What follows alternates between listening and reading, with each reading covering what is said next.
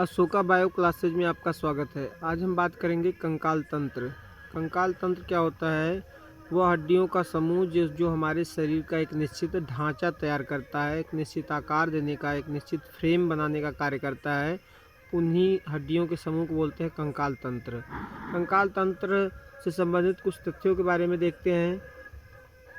बाह्य कंकाल क्या होता है? तो बाह्य कंकाल जो होता है, जैसे बाल हो गए, नाखून हो गए, पशुओं में खूर हो गए, सींग हो गए, ये सब क्या होते हैं? बाह्य कंकाल होते हैं।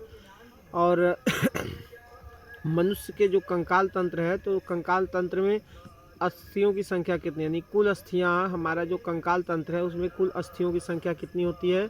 206। और जन्म के समय शिशुओं में जो अस्थि की संख्या होती है, तो जो जन्म के समय होती है शिशुओं में अस्थियों की संख्या लगभग 300 के आसपास होती है। यही बाद में क्या होती हैं? आपस में जुड़ जाती हैं और जुड़कर बड़ी अस्थियां बना लेती है, जिससे 300 की जगह 206 हड्डियां रह जाती हैं। अस्थियों का महत्वपूर्ण अवयव, यानी कि अस्थि जो हड्डी होती है, हड्डी में मुख्य कौन कौन से पदार्थ होते हैं? तो मुख्यतः क्या होता है? कैल्शियम फास्फेट होता है। कैल्शियम फास्फेट मेन चीज़ होता है उसमें। लंबी और मोटी अस्थियों के बीच जो गुहा पाई जाती है, लंबी लंबी हड्डियां, जैसे कि जांघ की हो गई, हाथ की हो गई, तो ये सब जो हड्डियां हैं, इनके बीच में गैप होता है, गुहा होता है। और उस गुहा में क्या होता है? अस्थि मज्जा या बोन मैरो। अस्थि मज्जा या बोन मैरो, आपको पता होगा कि अस्थि मज्जा या बोन मैरो यही ऐसा स्थान है, कहाँ पे है? बड़ी बड़ी अस्थियां जो है, बड़ी वाली हड्डी, उनके बीच में जो खोखला स्थान है, उसमें जो पदार्थ भरा, उसी बोलते हैं अस्थि मज्जा। अस्थि मज्जा क्या करता है? जो हमारी रुधिर कणिका होती है, उन रुधिर कणिकाओं का निर्माण करता है। यानी अस्थि मज्जा में ही, बोन मैरो में ही हमारी लाल रुधिर कणिका, श्वेत रुधिर कणिका और प्लेटलेट्स का निर्माण होता है। अस्थियों की वृद्धि के लिए आवश्यक विटामिन, तो जो अस्थियां होती हैं, अस्थियों की वृद्धि के लिए कौन सा विटामिन कार्य करता है? तो विटामिन डी। विटामिन डी आवश्यक होता है किसके लिए? अस्थियों की वृद्धि के लिए। आपको खुद ही पता होगा कि विटामिन डी किस में मिलता है? प्राकृतिक रूप से सूर्य के प्रकाश में। इसीलिए छोटे बच्चों को देखते हैं, जो छोटे बच्चे होते हैं उनको मसाज करते हैं, तो कहाँ?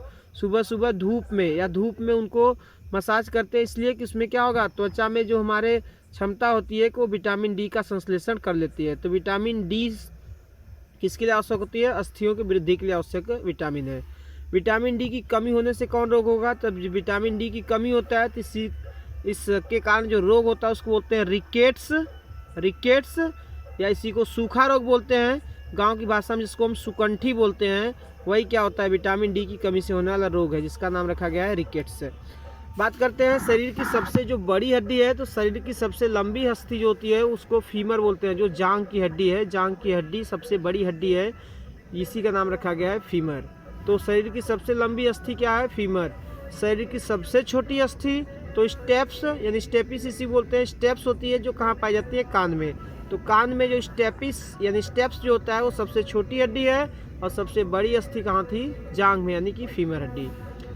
अस्थियों को मांसपेशियों से जोड़ने वाली संरचना, जो हमारी हड्डियां हैं वो मांसपेशियों से जुड़ी हुई हैं, यानी मांसपेशियां अस्थियों से जुड़ा हुआ है। तो जो जोड़ के रखा है मांसपेशियों को अस्थियों से, उस संरचना का नाम रखा गया कंडरा, या इसी बोलते हैं टेंडन। कंडरा या टेंडन क्या है? ये ऐसा संरचना है जो क्या करता है? मांसपेशियों को हड्डियों से जोड़ के रखती है। अस्थि को अस्थि से जोड़ने वाली संरचना, इसी तरह से हड्डी भी हड्डी से जुड़ी हुई है, यानी अस्थि से जुड़ी है। तो जो अस्थि को अस्थि से जोड़ती है, तो उस संरचना का नाम है स्नायु या लिगामेंट्स। स्नायु या लिगामेंट्स बोला जाता है। इसके बाद बात करते हैं महारंध्र द्वारक कहाँ पाया जाता है? तो महारंध्र द्वारक कहाँ पाया जाता है? कपाल में, खोपड़ी में स्थित होता है। अभी बात हो रही थी कि कंकाल तंत्र जो हमारा था उसमें कुल कितनी अस्थियां थी? तो 206। तो मानव कंकाल के भाग की बात करें तो मानव कंकाल में कुल कितने हड्डियां थे? 206। तो इसको दो भाग में बांटा गया है, एक अक्षीय कंकाल तंत्र, एक उपाक्षीय कंकाल तंत्र। अक्षीय का मतलब जैसे हमारा हो गया खोपड़ी, और खोपड़ी से लगा हुआ रीढ़ की हड्डी, पसलियां, ये सब क्या है? आपके अक्षीय। और बाकी बगल में जो है, जैसे हाथ पैर हो गए, अंश मेखला, श्रोणी मेखला, यानी कि जहाँ पे ये सब हाथ पैर जुड़े हुए हैं, उन सबको बोलते हैं उपांगी कंकाल। तो देखिए कुल अस्थियों की संख्या कितनी थी? 206। 206 में 80 अस्थियां किसकी होती है? अक्षीय कंकाल की। कितनी?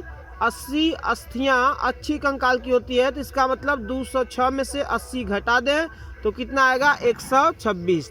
तो 126 हड्डियां किसकी होती है? उपांगी कंकाल की। अच्छी कंकाल में कितनी?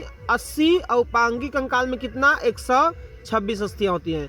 अब बात करते हैं अच्छी कंकाल में कौन कौन से कितने भाग हैं। तो जो अच्छी कंकाल में जो खोपड़ी है हमारा, खोपड़ी जिसमें मस्तिष्क सुरक्षित है, इसमें कुल कितनी अस्थियां होती है? 29 29। कशेरुकदंड रीढ़ की हड्डी में कितने होते हैं?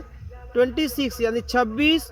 उरोस्थी में एक होता है और पसलियाँ कितनी होती है? 12 जोड़ी। 12 जोड़ी माने 12 दूना 24। तो खोपड़ी में हड्डियाँ होती हैं 29, कपाल कशेरुकदंड में 26, उरोस्थी में 1 और पसलियों में 24। इस तरह से टोटल ऐड करेंगे तो कितना होता है? 80। अब बात करते हैं उपांगी कंकाल की।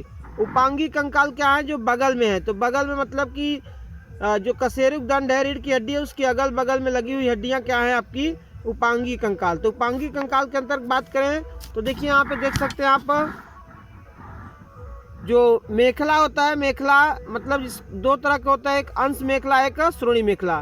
तो अंश मेखला कितना होता है? 4।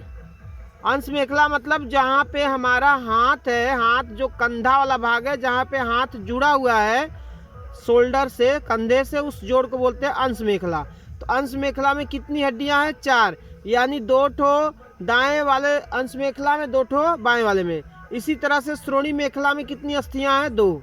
श्रोणी मेखला किसको बोलते हैं? जहाँ पे कमर से पैर जुड़ा है, पैर वाला जोड़ जो होता है वो श्रोणी मेखला वाला है। तो उसमें कितने होते हैं? 2। तो इस तरह से कितने अंश मेखला में हो गए? कुल 6। इसके बाद अगले पैर और पिछले पैर में, तो मैक्सिमम हड्डियां जो होती है अगले पिछले पैर में 30 ठे अगले, एक मतलब अग्रपाद मतलब कि दोनों हाथ हो गए हम लोगों में। तो दोनों हाथ में कितनी कितनी हड्डियां हैं? 30 हड्डियां हैं। तो हाथ कितने हैं? 2। तो एक हाथ में 30 हड्डी, तो 2 हाथ में 60 हड्डियां हो गई। किसमें? अगले पैर, यानी कि दोनों हाथ में।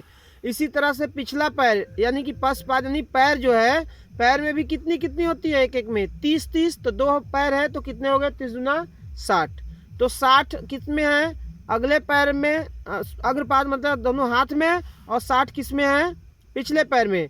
और अंश मेखला में कितना था? 6। तो 60 120 और 6 26। तो 126 थे किसमें? उपांगी कंकाल में। 6 मेखला में, जिसमें 4 अंश मेखला में, 2 श्रोणी मेखला में। अगले पैर में कितने? अग्रपाद मतलब कि अगले पैर, मतलब ये सिंपल सी भाषा में समझा जाए तो अगला दोनों जो हाथ है हम लोगों के, दोनों हाथ जो है उसमें कितने कितने हैं? 30। तो मतलब 2 हाथ है तो 60 हुए। जिसमें ह्यूमरस क्या है? 1 है। ह्यूमरस वो हड्डी है जो कहाँ है? कंधे से जुड़ी हुई है। इसके बाद 2 हड्डियां हैं, रेडियस अल्ना। रेडियस अल्ना या रेडियो अल्ना इसी को बोलते हैं। तो ये जो कलाई वाला भाग बनता है तो उसमें कितनी है? 1 तो 1 होगा तो कितना? 2 होगा। तो इस तरह से एक ह्यूमरस हो गया, एक रेडियस, एक अल्ना। इसके बाद हाथ में कितने होते हैं? 27 जिसमें कलाई में कितने? 8 हड्डियां होती हैं। कलाई में कितनी? 8। हथेली में कितनी? 5। अंगुलियों में कितनी होती हैं? 14। तो 14 5 19 और 19 8 27। तो हाथ में कितने हो गए? हथेली में, हस्त में माने हाथ में कितने हो गए? 27। रेडियो अल्ना कितने? 1 ह्यूमरस 1। तो 27 3 30। तो एक हाथ में 30 तो दूसरे हाथ में भी 30, तो 60 हो गए। इसी तरह से पश्चपाद माने पिछले पैर की बात कर रहे हैं तो पैर में भी कितने होंगे? 30 जिसमें फीमर, जिसको जांग की हड्डी बोलते हैं, एक जांग में 1, तो 2 जांग है यानी कि 2 फीमर होगी। तो 1 फीमर, 1 टिबिया, 1 फिबुला। जैसे हाथ में कितना था? 2 था, 1 रेडियो, 1 अल्ना। इसी तरह से पैर में भी निचले सतह, ठेगुनी जो घुटना होता है उसके निचले वाले भाग में 2 लंबी हड्डियां हैं जिसका नाम रखा गया है का टिबिया, दूसरे का फिबुला।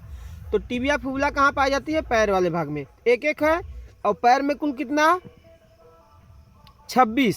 तो 26 में जिसमें एड़ी में 7, तलवा में, तलवा माने पैर का निचला सतह 5, और पादांगुली मतलब कि पैर की उंगलियों में कितने? 14। तो 14 5 19 और 7 26। 26 और 3 29। बच्चा 1 पटेला होता है जो मतलब कि पैर कि जो घुटना होता है, घुटने को जोड़ने का काम करता है, उसके ऊपर जो परत है तो उसी को पटेला बोलते हैं। तो इस तरह से 26 एक 27, 3 30। तो 30 कहाँ है, एक पैर में, तो दूसरे पैर में भी 30, 30 30 60 हो गए। और हाथ में भी कितने थे, 60, तो 60 60 80। और मेखला में कितने थे, 60 60 120। और मेखला में कितने, 6, तो 126 हो गए उपांगी। 126 हो गए उपांगी। और अक्षी कितने हो गए, 80। इस तरह से कंकाल तंत्र में कुल कितनी अस्थियां हो गई, 206। तो वीडियो पसंद आया हो तो लाइक शेयर सब्सक्राइब कीजिए और ज़्यादा से ज़्यादा लोगों में इस वीडियो को शेयर कीजिए। वीडियो देखने के लिए धन्यवाद।